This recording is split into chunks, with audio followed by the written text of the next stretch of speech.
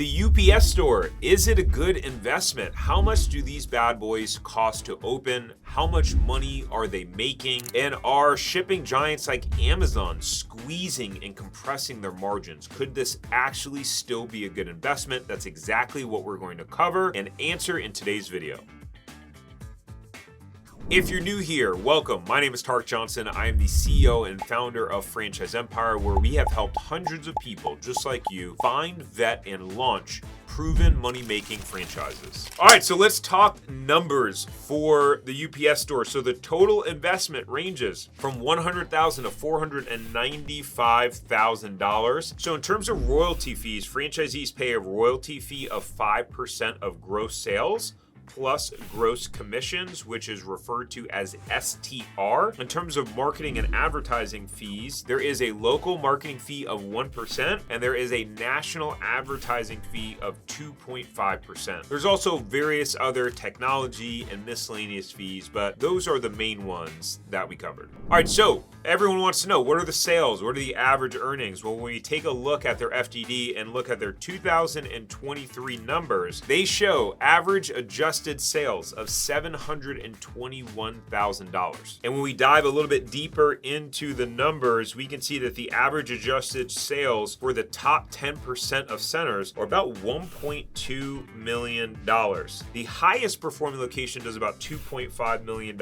in sales, and the lowest performing location does $68,000 in sales. I'd be really curious to know about what their margins are and what their margins look like in this sort of business, because as you can imagine, the shipping revenue probably doesn't have a ton of margin in it for the franchisee. I mean, if they come in and someone pays $25, $30, $40 to ship something, what percentage is the franchisee actually receiving? Because most of that revenue would need to go to UPS to actually fulfill on the cost of the shipping, right? And the logistics. So let's talk a little bit about the history of UPS, how they got started and kind of where they stand, right? So UPS, formerly known as the American Messenger Company, it was founded in 1907 by James Casey and Claude Ryan in a Seattle basement with a whopping $100 loan. I just want you to think about this for a second. This company has been around for over 100 years. So as you go thinking about a business that you want to start or efforts that you're putting in, they've been around for 100 years. Here we are trying to make millions in the first year, the first 2 years. This business has been around for almost 120 years. Just let that sink in. And so the UPS store, as you would guess, it operates as a franchise subsidiary of UPS. UPS is, of course, the parent company, and UPS store franchises and corporate operate as a subsidiary under that brand. And so all locations, or most of their locations, are independently owned and operated by their franchisees. And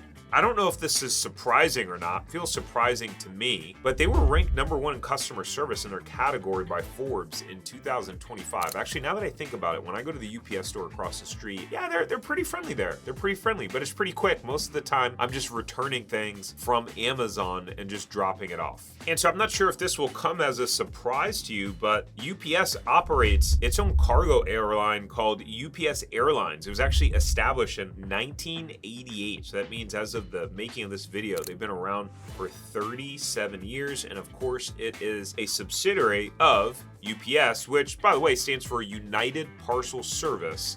If you didn't know that, fun fact. They operate a fleet of 292 aircraft. So that's part of why they're able to get things all over the country, all over the world in the time that they do. UPS has a whopping 5,690 locations across North America. And can you take a guess, with that many locations, with 292 aircrafts, how many flights does UPS Airline fly a day? Take a guess. Let me know in the comments below what your guess is. How many flights does UPS operate daily? And I will let you know at the end of the video. I will have a special prize for the winner. And so recently I put together something called the 14 franchise buying mistakes to make sure that you do not destroy your investment. It's a free guide that I put together. It has a corresponding video with that, and I made it as a gift for you. So take a look in the description and the comments below if you want to take a look at, hey, what are the things that I need to know to reduce my risk, protect myself when going out there buying a franchise, then this is a must read and watch. Go grab it for free below. So I'm curious, what are your thoughts about the UPS store as an investment? Is this something that you would pull the trigger on? Do you feel like it aligns with your goals overall after hearing the numbers? When I think about their startup cost range and the average sales, they're pretty close to that 2-to-1 sales to investment ratio. So they do check that box for me. The only thing I'd really want to know about is the margins and kind of the overall profitability of the locations. But unfortunately, we do not have access to that information, or I would share it with you. Now, if you guessed that the UPS store has 2,000 flights daily, then you guessed right, and congratulations,